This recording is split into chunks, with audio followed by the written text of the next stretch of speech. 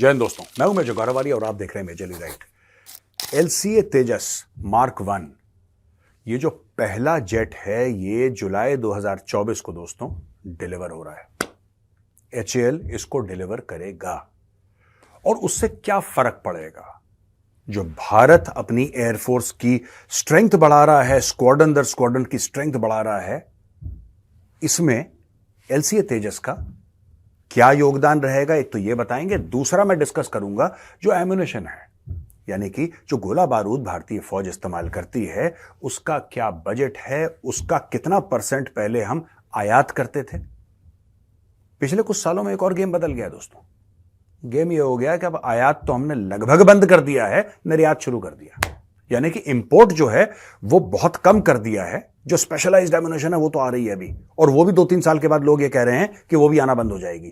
Totally 100% आत्मनिर्भर भारत, 100%, और यहां से बाहर भेजी जाएगी उल्टा, कि इसमें भी डॉलर कमाओ। लेकिन सबसे पहले मैं आपको एक रिपोर्ट सुनाता हूं एलसीए तेजस के बारे में। बड़ी इंटरेस्टिंग रिपोर्ट है, आप सुनिएगा दोस्तों। ये हमारी पूरी की पूरी रिसर्च है। ये 28 मार्च को, यानी कि इस साल के 28 मार्च को मेडन सॉर्टी करी, यानी कि पहली बार उड़ा के दिखाया कि ये तैयार हो गया मार्क 1। इसके अलग अलग आइटरेशन है ना। बोलो तेजस हम कब से सुनते आ रहे हैं, ये मार्क 1 की बात कर रहा हूं मैं, ये मार्क 1 की बात कर रहा हूं। तो देखिए एलसीए मार्क 1 तेजस एयरक्राफ्ट, ये एचएएल फैसिलिटी बेंगलुरु में, एचएएल की फैसिलिटी, वहां से टेक ऑफ इसने करा मार्च में। इंडियन एयरफोर्स ने 83 मार्क 1 फाइटर्स पहले ऑर्डर करे थे फरवरी 2021 में। 2021 में ऑर्डर करे थे 83, याद रखिएगा ये फिगर, क्योंकि आगे और मैं फिगर आपको बताने वाला हूं, जिसकी टोटल कीमत थी 48,000 करोड़। समझ रहे हैं दोस्तों, 48,000 करोड़ पे आईएएफ ने 83 फाइटर्स ऑर्डर करे, जिसका पहला खेप उन्होंने उड़ा के दिखा दिया मार्च में कि सर ये आपने ऑर्डर करा था, तैयार है। अब जुलाई एंड से, इसी साल जुलाई एंड से वो इंडक्ट होना शुरू हो जाएंगे। तेजस की ऑलरेडी स्क्वाड्रन्स हैं, लेकिन वो पुराना तेजस है, नया वाला तेजस है, ठीक है। अब defence ministry issued a tender in April, यानी कि पिछले गए महीने में इन्होंने एक और टेंडर इशू करा एचएएल को 97 तेजस के लिए। 97 तेजस। इस टेंडर का जो टोटल कॉस्ट थी वो थी 67,000 करोड़। समझ रहे हैं आप, 67,000 करोड़ वर्थ इन्होंने दूसरा एक ऑर्डर प्लेस कर दिया, जिसके लिए उनको मिलेंगे 97 LCA, 97 Tejas mark 1 light combat aircraft, ठीक है जी। HAL plans to deliver 16 fighters to IAF in the financial year 24-25, यानी कि अगले इस फाइनेंशियल ईयर में जो चल रहा है, इस फाइनेंशियल ईयर में तकरीबन 16 फाइटर्स, लगभग एक स्क्वाड्रन आप कह सकते हैं, लगभग एक स्क्वाड्रन ये डिलीवर कर चुके होंगे। उसके बाद इनका कहना है कि नासिक में एक और, नासिक में एक तो ये इनकी यहां पे है, दूसरी नासिक में ये लोग एक और अपनी प्रोडक्शन लाइन खुलवा रहे हैं। जब ये प्रोडक्शन लाइन खुलवाएंगे तो उससे क्या होगा कि 16, जो कह रहे थे ना बेंगलुरु में एक साल में 16 बन सकते हैं, नासिक में जाने के बाद ये एक साल के अंदर 24 हो जाएंगे। 24 फाइटर जेट हर साल ये निकाल पाएंगे। नासिक का जब प्रोडक्शन शुरू होएगा, वो भी काम चल रहा है, वो भी बहुत जल्दी शुरू होने वाला है दोस्तों। और delivery of 87 jets is expected to be completed by 2028। 2028 तक 87 नए जेट्स इंडियन एयरफोर्स में चले जाएंगे। और total over a period of time ये LCA mark 1, LCA mark 1A and mark 2 version है, अलग अलग वर्जन है सब में। किसी में एवियोनिक्स है, किसी में वेपन सिस्टम्स अलग हैं, किसी के रेडार सिस्टम्स अलग हैं, किसी का there are so many things, weapon systems किसी के अलग हैं, अलग अलग करके इंप्रूवमेंट कर करके कह रहे हैं कि टोटल जो तेजस की सीरीज के जेट्स होंगे वो कुछ सालों के बाद 350 हो जाएंगे। ये अपना देसी फाइटर जेट है, एंड कहते हैं अपनी कैटेगरी में ये दुनिया का सबसे लाइट वेट है, हाईली मैनोवरेबल, ऐसे चल के बिल्कुल खट से mid course, highly manoeuvrable, very good. अब हम लोग इस्तेमाल करेंगे, दुनिया देखेगी, दुनिया भी इसके ऑर्डर देगी, पूरी दुनिया में एक्सपोर्ट करा जाएगा तेजस। 4-5 देश हैं दोस्तों, 4-5 देश हैं जो ये कह रहे हैं कि यार ये तो बहुत बढ़िया चीज है, हमें मिल सकती है, बिल्कुल मिल सकती है। जो भी भारत के दोस्त मुल्क हैं बिल्कुल मिल सकती है। आइए आइए, बैठिए, देखिए, चलाइए, संतुष्ट हो जाइए, ले जाइए। कितने चाहिए बोलिए। ये अच्छा, दूसरी चीज ये है कि भारत का, ये जो मैं एमुनेशन की बात कर रहा था दोस्तों, ये बड़ी इंटरेस्टिंग एक स्टोरी है। तो मैंने सोचा कि आपके साथ ये शेयर करूं, क्योंकि ना एज अ फौजी मुझे कई बार ये लगता है कि यार हम लोग भारत की भूमि की रक्षा विदेशी हथियारों से आप कब तक करेंगे। पर लेकिन मजबूरी थी, क्योंकि इसके पहले इन चीजों के ऊपर काम नहीं करा गया था। मैं अगर आपको सच बताऊंगा, आपका दिल टूटेगा, दिल में कड़वाहट होगी, लेकिन हो जाए, क्योंकि मेरे दिल में भी कड़वाहट थी बहुत, आज भी है। एक छोटा सा किस्सा सुनाता हूं दोस्तों आपको। ज्यादातर हम लोग बाहर से हथियार मंगवाते थे, चाहे रूस से मंगवाएं, चाहे कहीं और से मंगवाएं। एमुनेशन भी बाहर से आता था, और एमुनेशन जो अंदर बनता था वो इतनी गंदी क्वालिटी का था, इतनी गंदी क्वालिटी का था दोस्तों, कि उससे फौजियों की जान चली जाती थी। जो मैंने मन की कड़वाहट बोली ना, ये भी कड़वाहट है दोस्तों। अब मैं आपको बात बताऊंगा कि मन की कड़वाहट की क्या स्टोरी है। साल था 2001, तारीख थी 13 दिसंबर, और जगह थी भारत की पार्लियामेंट, नई दिल्ली। आतंकवादी घुसते हैं पार्लियामेंट के परिसर के अंदर और अंधाधुंध फायरिंग करते हैं। सीआरपीएफ जवाब देती है, हमारे कई लोगों की जान जाती है, लेकिन पार्लियामेंट की मेन बिल्डिंग के अंदर ये नहीं घुस पाते। हां, प्रेमिसेस में घुस जाते हैं पार्लियामेंट के। भारत को गुस्सा आता है, जाहिर सी बात है। भारत कहता है कि हम लोगों को पाकिस्तान को जवाब देना चाहिए।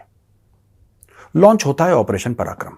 किसी और दिन मैं आपको ऑपरेशन पराक्रम की स्टोरी सुनाऊंगा, वो भी बहुत लंबी चौड़ी कहानी है। पराक्रम के पहले क्या हुआ, पराक्रम के दौरान क्या हुआ, पराक्रम के बाद क्या हुआ, वो बाद की स्टोरी है। लेकिन आपको पता है कि जब हम पाकिस्तान के साथ लड़ाई की तैयारी कर रहे थे, तो माइनिंग और डीमाइनिंग के चलते मीडिया रिपोर्ट्स ये कहती हैं, मैं तो उस वक्त फौज में नहीं था, लेकिन मीडिया की रिपोर्ट्स ये कहती हैं कि पाकिस्तान के साथ आपकी लड़ाई नहीं हुई। You did not fight a war with Pakistan after operation पराक्रम। 2001 में आप लड़े नहीं, आपकी सिर्फ फौजें बॉर्डर तक रही, eyeball to eyeball confrontation, whether it is LC, whether it is IB, whether it's any other place, Pakistan Bharat की eyeball to eyeball confrontation चल रहा है। मीडिया रिपोर्ट से कहती हैं कि 700 से ज्यादा, more than 700 officers and man, largely of the Indian army, they lost their lives. अब आप बोलेंगे साहब, सबको डेटा पता है कि कारगिल का जो युद्ध हुआ था, कारगिल के युद्ध में 527 हमारे भाई वीरगति को प्राप्त हुए थे। 527, राइट? 527 अगर हमारे भाई वीरगति को प्राप्त हुए थे, तब तो जंग हुई थी, तब तो ओपन लड़ाई हुई थी, भारत पाकिस्तान का युद्ध हुआ था। दुखद, लेकिन समझ में आता है कि लड़ाई में ऐसा होता है। लेकिन एक मोबिलाइजेशन में कारगिल से ज्यादा लोग,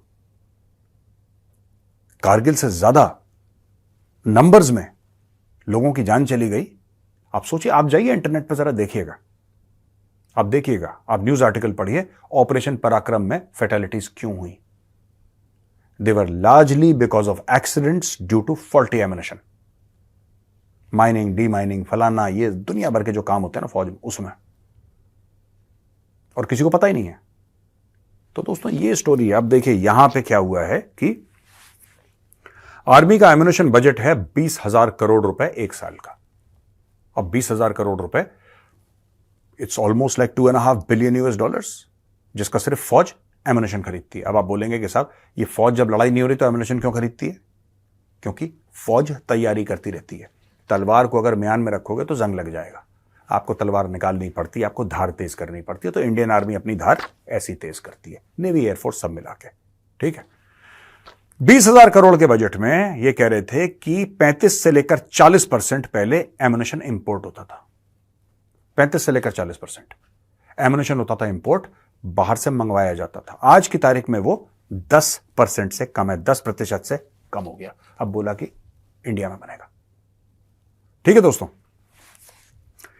ये है indigenisation covers ammunition for tanks, artillery guns, air defence missiles and multiple grenade launcher systems. ये सारा का सारा जो है ये आ रहा है अंदर, और इसमें कई सारे और कंपनीज हैं जो कर रही हैं। मैं सिर्फ आपको ये बताना चाहता हूं कि आप कहते हैं ना कि साहब ये हम कैसे करेंगे, ये हम किस प्रकार से करेंगे, क्योंकि आपने तो मेजर साहब अभी बताया कि इतने हमारे जवान और इतने अफसर वीरगति को प्राप्त हो गए, जबकि लड़ाई भी नहीं हुई। तो क्वालिटी का क्या? अब इसमें आ रही हैं प्राइवेट कंपनीज, और प्राइवेट कंपनीज क्योंकि पहले बनाता था ऑर्डिनेंस वाले बनाते थे ये, और वहां पे क्वालिटी कंट्रोल इतना नहीं था। ये बात सच है। आज की तारीख में ऑर्डिनेंस फैक्ट्री बोर्ड को तोड़ दिया है, मोदी सरकार ने बोर्ड ही उड़ा दिया पूरा। अब इसकी 7 कंपनीज हुई हैं, 7 अलग अलग अलग कंपनीज है। आपने AK-203 का सुना है? आपने AK-203 जो इंडियन आर्मी की नई राइफल है, रशिया की पार्टनरशिप के साथ हम लोग बना रहे हैं। कालिशनिकोव है, वो AK है, जैसे AK-47 होती है, उसका लेटेस्ट वर्जन है AK-203। ये अमेठी में बन रही है।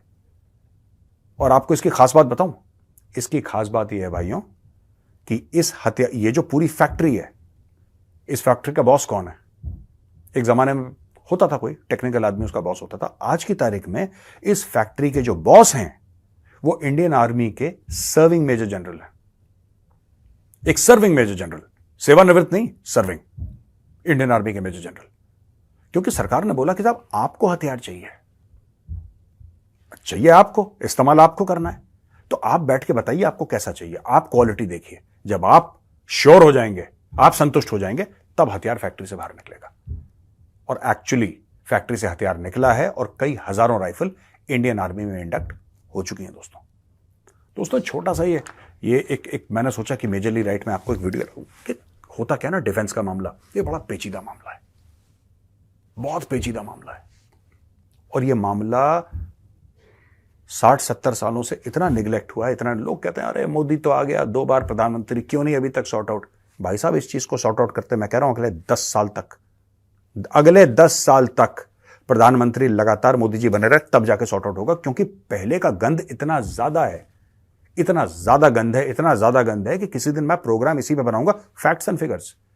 मैं कुछ दूसरे यूट्यूबर्स के जैसे नहीं कि कुछ भी बोल दिया कि ये हो रहा है, ये हो रहा है, कुछ बोला नहीं, बस ऐसी बकवास नहीं।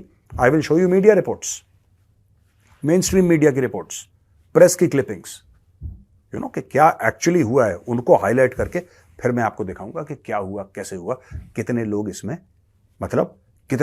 मतलब इंपैक्ट हुए, कितनों की जाने गई। आपको पता होना चाहिए कि हमारे वेपन्स प्रोक्योरमेंट, एम्युनिशन प्रोक्योरमेंट का जो हमारा अतीत है वो कितना काला है। जानना पड़ेगा आपको और जानना चाहिए भी।